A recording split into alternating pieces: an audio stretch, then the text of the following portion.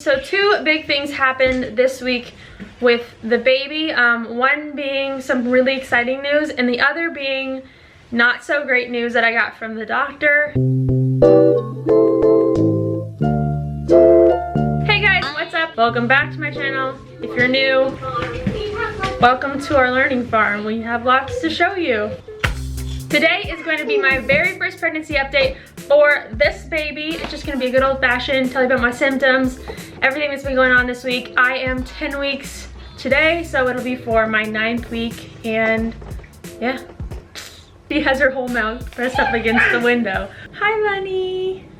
So this week, Emerson has been sick pretty much the whole week. It's Thursday. It actually started as like a raspy voice, and then she ended up having and has had a low fever for the last few days, and then 2 days ago it's like someone just turned the faucet on her nose, and it has just been going ever since then. So I've been taking care of her, and I was feeling like really great until the moment that she sneezed directly on my face. Hi, baby, hi. That is when I knew that I was doomed, and I took my last deep breath through my nostrils while I still could. And sure enough, within 20 hours, I had a sore throat and a fever. So I pretty much feel like the poop emoji. Like, I'm here, I'm smiling, but overall I'm still poop. So two big things happened this week. One being some really exciting news, and the other being not so great news that I got from the doctor. Should we start with the good or the bad news? Well, people like to end on a high note, so I'm gonna try to explain this the best that I understand it. I got a phone call from my doctor yesterday afternoon. So she starts off by saying, I've been going through your lab work, the blood that they drew from me at my last appointment, and there's one thing that we're seeing that's really odd. We found an antibody in your blood that shouldn't be there, that it's really weird that it's there. She said that it typically wouldn't be in my blood because I'm AB positive blood, and this was like M antibody or something antibody. The way that people typically would have that in their blood is if they had recently had a blood transfusion, which I haven't. And sometimes it just spontaneously appears and they have no idea why. And then the other option is if you have previously like been pregnant and had a baby, which ding, ding, ding, I have. So what probably happened is when Emerson's placenta like detached from me, some of her blood and some of my blood was mixed, and so I've got this antibody now. And the only time that it would really come into play is if I were to be pregnant again, which I currently am. Sorry, I have like notes on my phone, but what the doctor said is they do a test to measure how much of the antibody is floating around in my blood.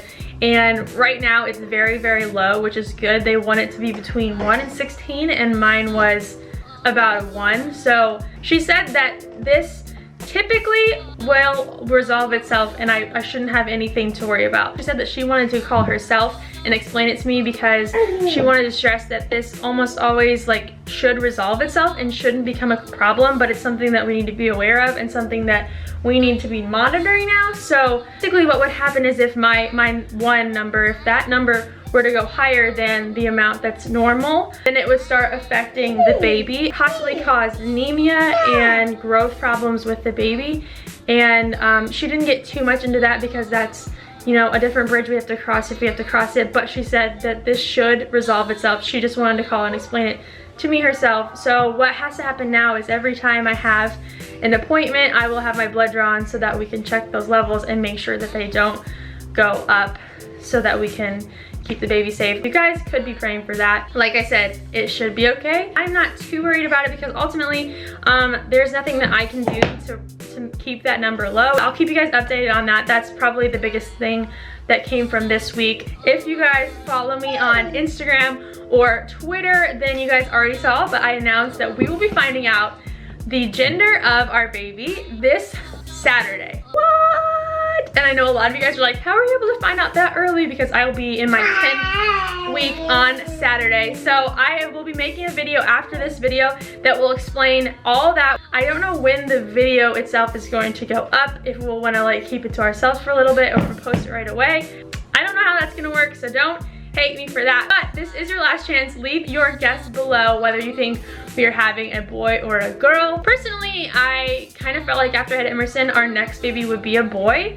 And then from the beginning of this, my guess was boy. It just kind of felt like a gut guess. But after having the ultrasound, I feel like I'm really torn, and I'm gonna stick with my guess of boy, but I won't be surprised if it's a girl. Actually, I'm gonna be like completely surprised either way because I'm really torn right now. And I honestly completely don't care which one we have.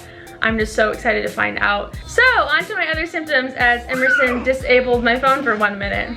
Besides having my cold, at the very beginning of the week, I felt like my nausea was getting much better. I was about to say like, oh my gosh, like I think this is it. I think it's starting to slow down. But as the week went on, it definitely came back. It kind of just feels like it comes and goes now.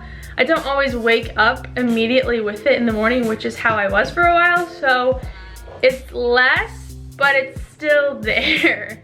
Also this week, my boobs have been significantly more sore, but can't really do anything about that. Oof. Another big thing that's been happening this week is, I don't know if I've mentioned this, but I have irritable bowel syndrome, IBS, so when you're pregnant, I think a lot of people tend to be constipated, and with Emerson's pregnancy, that worked out really well for me because the two, my IBS and my like constipation from the pregnancy, like almost canceled each other out, and it was like this perfect balance, and I felt good and normal for the like 9 months of being pregnant with her. But this pregnancy has been different. It just seems like it has been acting up. This week I've just had a really bad stomach week, actually last week too. So my 8 and 9 weeks have not been like the most pleasant. Last symptom is probably just being really tired or just like fatigued. It is really hard to get myself motivated to get up in the morning. Luckily I have this little cutie waiting for me. Can you show them your shoes? Show them your sandals. Yeah, that's cute. This is the first time that Emerson has worn shoes with a hard bottom, and they're totally freaking her out. Oh, I'll show you my belly in just a second. I always forget. I don't feel like there's much to show. I think the bloating has gone down and it's just like normal, and this is what my stomach looks like, but it still could just be some leftover chunkiness from my chunky monkey. Oh, also coming up next week will be Emerson's very first birthday. We're planning something, just something small with like our family, but I think it'll be cute and fun for her, including one of her very favorite things in the world. I can't tell you guys about it yet. Let me show you guys her attempts at walking, and then I'll show you my stomach.